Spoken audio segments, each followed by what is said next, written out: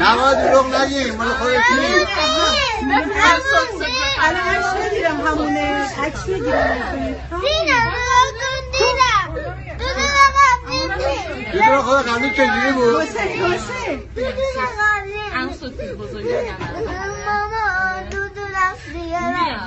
انسوتی بزرگه بگم بخر برا مامان دودونم داد کرده دام اینکه سوسای زده سوسای میخواد کرد دودون نشو بخواد